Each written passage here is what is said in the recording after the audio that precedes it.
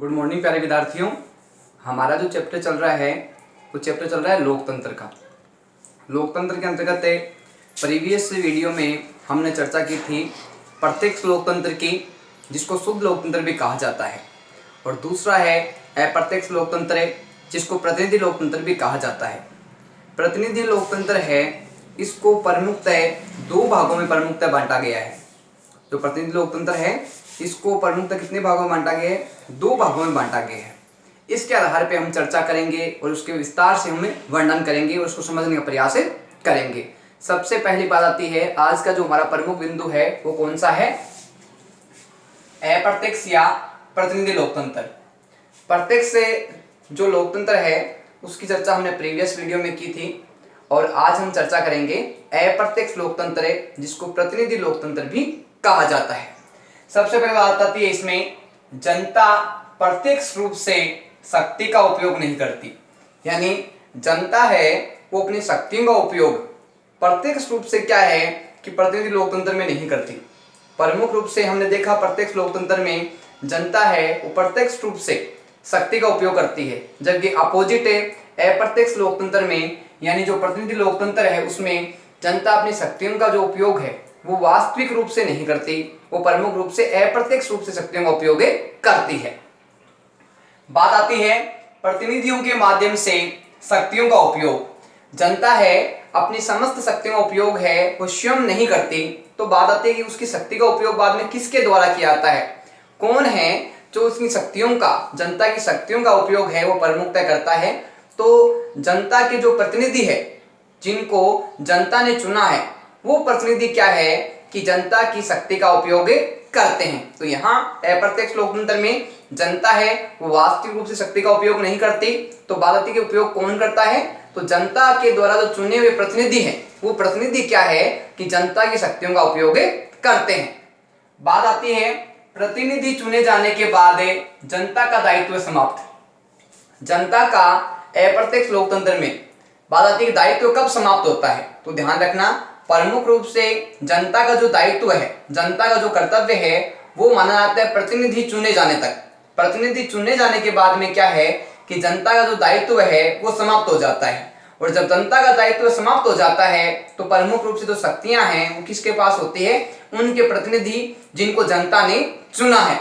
बात आती है निश्चित अवधि के बाद चुनाव। निश्चित समय के बाद में क्या है कि प्रतिनिधि लोकतंत्र में क्या है कि चुनाव करवाए जाते हैं।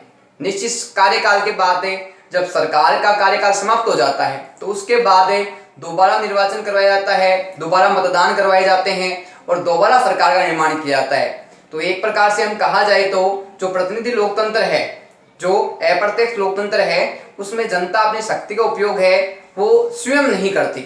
दूसरी बात है, तो बात आती है कि जनता की शक्ति का उपयोग किसके द्वारा किया जाता है? तो जनता ने जिन प्रतिनिधियों को अपनी मतदान की शक्ति के माध्यम से चुना है वो प्रतिनिधि क्या है कि जनता की शक्ति का उपयोग करते हैं। बाद में बात आई निश्चित अवधि के बाद चुनाव। एक निश्चित समय के बाद में जो सरकार का कार्यकाल तय किया गया है, निर्धारित किया गया है, उस निर्धारित कार्यकाल के समाप्त होते ही वापस क्या है कि अप्रत्यक्ष लोकतंत्र के अंतर्गत चुनाव की प्रक्रिया करवाई जाती है। वापस क्या है कि सरकार का निर्माण किया जाता है। तो प्रमुख रूप से कहा जाए तो क्या है कि प्रतिनिधि है जनता के, वो प्रमुख रूप से क्या है यहाँ समस्त शक्तियों का उपयोग करते हैं, और जनता की शक्ति समाप्त कब हो जाती है?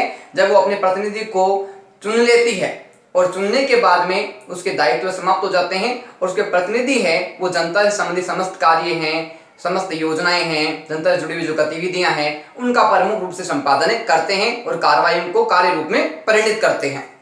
बात आती है कि प्रतिनिधि लोकतंत्र है उसके कितने रूप है? तो ध्यान रखना, प्रतिनिधि लोकतंत्र के दो रूप बताए गए हैं। ये क्वेश्चन है कुछ एग्जामों में पीछे पूछा गया है कि जो प्रतिनिधि लोकतंत्र है उसके कितने रूप है। तो ध्यान रखना, प्रतिनिधि लोकतंत्र है उसके दो रूप बताए गए हैं। अब बात आती है कि प्रतिनिधि लोकतंत्र के ये दो रूप है वो कौन कौन से हैं? तो ध्यान रखना, संसदीय लोकतंत्र और अध्यक्षात्मक लोकतंत्र, ये प्रतिनिधि लोकतंत्र के दो है वो भेद बताए गए हैं। कौन कौन से? संसदीय लोकतंत्र और अध्यक्षात्मक लोकतंत्र। अब हम चर्चा करेंगे संसदीय लोकतंत्र के बारे में और इसके साथ अध्यक्षात्मक लोकतंत्र के बारे में। कि संसदीय लोकतंत्र है वो क्या है और कौन कौन से प्रमुख देशों में संसदीय लोकतंत्र को अपनाया गया है। इसी साथ हम चर्चा करेंगे कि जो अध्यक्षतात्मक शासन व्यवस्था है वो प्रमुख रूप से कहाँ कहाँ अपनाई गई है और हमारे देश भारत में प्रतिनिधि लोकतंत्र के कौन से स्वरूप को अपनाया गया है, सम्मिलित किया गया है, इसके बारे में विस्तार से हम चर्चा करेंगे, विस्तार से अध्ययन करेंगे। सबसे पहले बात आती है संसदीय लोकतंत्र की। सबसे पहले बात किसकी आती है? संसदीय लोकतंत्र की। इसमें हमें चर्चा करेंगे प्रमुख रूप से कि संसदीय लोकतंत्र है की व्यवस्था है ये प्रमुख रूप से कौन कौन से देशों में पाई जाती है। संसदीय जो लोकतंत्र है इस व्यवस्था को प्रमुख रूप से कौन कौन से देश में सम्मिलित किया गया है, तो ध्यान रखना भारत और ब्रिटेन में संसदीय लोकतंत्र को है प्रमुख रूप से अपनाया गया है। और जो संसदीय लोकतंत्र है ये सर्वोच्च लोकतंत्र व्यवस्था के अंतर्गत सम्मिलित किया जाता है। बात आती है शासन का मूल्यांकन है निश्चित समय के बाद। जो शासन व्यवस्था है, जो सरकार है, उसने किस प्रकार से कार्य किया, किस प्रकार से अपनी जिम्मेदारी को निभाया, किस प्रकार से उसने नई योजनाओं का निर्माण किया, किस प्रकार से उसने पिछले सरकारी जो योजनाएं थी उनको कार्य रूप में परिणत किया, किस प्रकार से जनता को नए रोजगार उपलब्ध करवाए, किस प्रकार से जनता के अधिकारों की रक्षा की, किस प्रकार से जनता को रोजगार प्रदान किया, किस प्रकार से जो पिछड़े वर्ग जातियां उनको है संरक्षण प्रदान किया। तो इस प्रकार से संबंधित सरकार ने कौन कौन से कार्य किए, इस आधार पर प्रमुख रूप से क्या है कि शासन का जो मूल्यांकन है वो एक निश्चित समय के बाद में किया जाता है। यानी जब सरकार का जो कार्यकाल है 5 साल का निर्धारित किया गया है और 5 साल के अंतर्गत सरकार ने जो कार्य किया, सरकार ने जो व्यवस्था अपनाई, सरकार ने जो योजनाएं बनाई, उन समस्त कार्यों का जो मूल्यांकन है वो 5 साल के उनके कार्यकाल के दौरान किया जाता है। तो एक निश्चित समय के बाद में क्या है कि इनका मूल्यांकन होता है और सरकार अगर सही तरीके से कार्य करती है, जनता के विकास से संबंधित कार्य करती है, जनता के हित से संबंधित कार्य करती है, तो दोबारा क्या है उसी सरकार को चुना जाता है और उसी सरकार का बाद में क्या है शासन है आगामी वर्षों में रहता है। बात आती है कार्यपालिका व्यवस्थापिका के प्रति उत्तरदायी। जो संसदीय शासन व्यवस्था है उसमें प्रमुख रूप से क्या है कि जो कार्यपालिका है वो व्यवस्थापिका के प्रति उत्तरदायी होती है। व्यवस्थापिका के प्रति उत्तरदायी होती है क्योंकि भारत में व्यवस्थापिका को क्या कहा गया है? विधायिका कहा गया है, संसद कहा गया है। तो एक प्रकार से कहा जाए तो जो कार्यपालिका है वो अपने समस्त कार्यों के लिए, अपने समस्त दायित्वों के लिए, समस्त निर्णयों के लिए प्रमुख रूप से किसके प्रति जिम्मेदार होती है? व्यवस्थापिका के प्रति उत्तरदायी होती है। और हर कार्य के लिए वो किसके प्रति जवाबदेह रहती है? व्यवस्थापिका के प्रति प्रमुख रूप से है कार्यपालिका है अपने समस्त कार्यों के लिए जवाबदेह रहती है, उत्तरदायी रहती है। अब बात आती है कि जो संसदीय शासन व्यवस्था जो भारत में पाई जाती है तो इसमें प्रमुख रूप से जो शक्तियां हैं वो किसके पास होती है। हमने बात की कि कार्यपालिका है वो अपने समस्त कार्यों के लिए, अपने समस्त निर्णयों के लिए, अपने समस्त दायित्वों के लिए व्यवस्थापिका के प्रति उत्तरदायी होती है। अब बात आती है कि जो भारत में संसदीय शासन व्यवस्था के अंतर्गत जो कार्यपालिका पाई जाती है वो 2 प्रकार की कार्यपालिका पाई जाती है। एक तो कार्यपालिका होती है नाम मात्र की कार्यपालिका, एक होती है दूसरी वास्तविक कार्यपालिका। तो इसी आधार पे क्या है प्रमुखता इसमें कार्य रहता है। बात आती है राष्ट्रपति का पद है गरिमा व प्रतिष्ठा का। भारत में जो राष्ट्रपति का पद है संसदीय व्यवस्था के अंतर्गत है वो एक गरिमा का, सम्मान का, प्रतिष्ठा का पद माना गया है। यानी राष्ट्रपति का जो पद है भारत में वो एक सम्मान का पद है, एक गरिमा का पद है। और गरिमा का पद होने के साथ साथ भारत का जो प्रथम व्यक्ति माना गया है वो भारत के राष्ट्रपति को माना गया है। तो भारत का जो राष्ट्रपति है वो कार्यपालिका में आता है। तो बात आती है कौन सी कार्यपालिका में जो राष्ट्रपति है उसको शामिल किया गया है। हमने बात की 2 कार्यपालिका की, एक तो होती है नाम मात्र कार्यपालिका, एक होती है वास्तविक कार्यपालिका। तो भारत में राष्ट्रपति को कौन सी कार्यपालिका में सम्मिलित किया गया है? तो राष्ट्रपति को भारत में नाम मात्र कार्यपालिका में सम्मिलित किया गया है। यानी समस्त जो कार्य हैं वो शक्तियां हैं वो राष्ट्रपति के पास क्या है? नाम मात्र की होती है। इस कारण राष्ट्रपति को नाम मात्र कार्यपालिका में शामिल किया गया है। बात आती है वास्तविक शक्तियों का प्रयोग है मंत्रिमंडल के द्वारा। तो जब बात आती है कि नाम मात्र की शक्तियां, तो क्या जब राष्ट्रपति के पास में है तो जो वास्तविक कार्यपालिका है उसकी शक्तियों का उपयोग है वो प्रमुखतः किसके द्वारा किया जाता है? तो वास्तविक कार्यपालिका है उसकी समस्त शक्तियों का उपयोग है वो प्रमुखतः क्या है? मंत्रिमंडल के द्वारा किया जाता है। अब मंत्रिमंडल है वो शासन से संबंधित समस्त कार्यों की जिम्मेदारी है वो प्रमुख रूप से मंत्रिमंडल के पास में होती है, और मंत्रिमंडल है वो देश की शासन व्यवस्था को चलाने में अपनी महत्वपूर्ण भूमिका है वो निभाता है। बात आती है संसद का विश्वास समाप्त होने पर मंत्रिमंडल त्याग पत्र देती है। जब वास्तविक कार्यपालिका जिसमें मंत्रिमंडल को शामिल किया गया है, जब वो क्या है कि अपना विश्वास है वो खो देती है और संसद को उस पर विश्वास नहीं रहता, ऐसी स्थिति में क्या है कि समस्त जो मंत्रिमंडल है वो अपना त्याग पत्र है वो देना अनिवार्य है। जब तक विश्वास बना रहेगा संसद का तब तक तो वो कार्य करती रहेगी, लेकिन जब संसद से विश्वास समाप्त हो जाता है तो समस्त मंत्रिमंडल है उसको प्रमुखतः क्या है कि त्याग पत्र देना होता है। अब बात आती है कि जो मंत्रिमंडल है वो वास्तविक कार्यपालिका मानी गई है, तो मंत्रिमंडल का प्रमुख कौन होता है?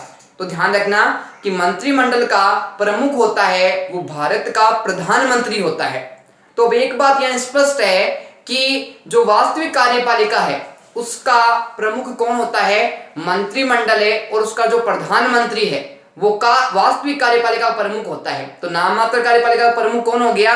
राष्ट्रपति, और वास्तविक कार्यपालिका प्रमुख कौन हो गए? मंत्री परिषद है और उसका प्रधानमंत्री। तो बात आती है प्रधानमंत्री मंत्री परिषद का नेतृत्व करता है। मंत्री परिषद का नेतृत्व है जो उसका नियंत्रण है वो समस्त कार्य हैं वो प्रमुख रूप से किसके पास में होते हैं? प्रधानमंत्री के पास में होते हैं। तो एक प्रकार से कहा जाए तो समस्त मंत्रिमंडल है वो प्रधानमंत्री के दिशा निर्देश अनुसार प्रमुखतः कार्य करती है, और किसी भी प्रकार से अगर मंत्रिमंडल में किसी भी प्रकार का अगर मतभेद उत्पन्न हो जाता है तो सामंजस्य स्थापित करना, तालमेल बिठाना और जो गतिरोध उत्पन्न हो गया उसको दूर करना प्रमुख रूप से जिम्मेदारी किसकी होती है? प्रधानमंत्री की होती है। बात आती है भारत में संसदीय शासन व्यवस्था को अपनाया गया है। अब बात आती है कि भारत में किस प्रकार की शासन व्यवस्था को अपनाया गया है, तो ध्यान रखना भारत में अध्यक्षात्मक शासन व्यवस्था को न अपना के भारत में संसदीय शासन व्यवस्था को अपनाया गया है, जिसमें क्या है कि वास्तविक जो कार्यपालिका है वो प्रधानमंत्री के नियंत्रण में रहती है और वो किस आधार पे कार्य करता है? मंत्रिमंडल के आधार पे। और राष्ट्रपति का जो पद है भारत में वो किस प्रकार का माना गया है? एक गरिमा का, एक सम्मान का, एक प्रतिष्ठा का पद माना गया है, और भारत के राष्ट्रपति को देश का प्रथम व्यक्ति है वो प्रमुखतः माना जाता है। बात आती है कार्यपालिका की वास्तविक शक्तियों का प्रयोग है प्रधानमंत्री के द्वारा। प्रधानमंत्री है वो वास्तविक कार्यपालिका की जो समस्त शक्तियां हैं उसका जो उपयोग है वो किसके द्वारा किया जाता है? प्रधानमंत्री के द्वारा किया जाता है, क्योंकि भारत में जो व्यवस्थापिका की जो व्यवस्था है उसके अंतर्गत क्या है कि प्रमुख रूप से संसद है उसमें प्रमुख जो नेता होता है, जो सरकार का मुख्य वक्ता होता है वो भारत का प्रधानमंत्री होता है। तो यहाँ एक बात स्पष्ट है कि कार्यपालिका की जो वास्तविक शक्तियां हैं, वास्तविक जो दायित्व हैं, वास्तविक जो जिम्मेदारियां हैं, वास्तविक जो कार्यों का संचालन किया जाता है वो प्रमुख रूप से किसके द्वारा किया जाता है? प्रधानमंत्री के द्वारा किया जाता है। आगे बात आती है राज्यों में राज्यपाल नाम मात्र का। जहां हमने बात की संसदीय शासन व्यवस्था की कि भारत में अध्यक्षात्मक शासन व्यवस्था ने अपना के कौन सी व्यवस्था अपनाई गई है? संसदीय शासन व्यवस्था अपनाई गई है। तो हम बात करें संघ की, तो संघ में क्या है कि नाम मात्र का राष्ट्रपति था और वास्तविक कार्यपालिका प्रधानमंत्री और उसकी मंत्री परिषद थी। इसी अकॉर्डिंग हम तुलना करें राज्यों से, तो राज्यों की बात करें तो राज्य में नाम मात्र का जो पद होता है यानी प्रतिष्ठा का और जो गरिमा का पद होता है कार्यपालिका का नाम मात्र के अंतर्गत है वो होता है राज्यपाल का। और अगर हम बात करें राज्य की जो वास्तविक कार्यपालिका है वो कौन होती है? तो मंत्री परिषद है यानी मंत्रिमंडल, और जो उसका मुख्यमंत्री होता है वो वास्तविक कार्यपालिका प्रमुख रूप से बताई गई है। बात आती है आगे मुख्यमंत्री व मंत्री परिषद कार्यपालिका के वास्तविक पदाधिकारी, यानी राज्य में हम बात करें कि राज्य के वास्तविक पदाधिकारी कौन कौन से हैं। राज्य के वास्तविक पदाधिकारियों में मुख्यमंत्री और उसकी जो मंत्रिमंडल है वो प्रमुख रूप से सम्मिलित की गई है। तो ध्यान रखना कि भारत में कौन सी व्यवस्था को अपनाया गया है, संसदीय शासन व्यवस्था को अपनाया गया है। और इसके अंतर्गत क्या है कि मंत्रिमंडल है वो किसके प्रति उत्तरदायी होती है, संसद के प्रति है वो उत्तरदायी होती है। कार्यपालिका अपने समस्त कार्यों के लिए व्यवस्थापिका उत्तरदायी है। इस प्रकार से कहा जाए तो भारत में है वो कौन सी व्यवस्था अपनाई गई है, संसदीय शासन व्यवस्था है वो प्रमुख रूप से अपनाई गई है।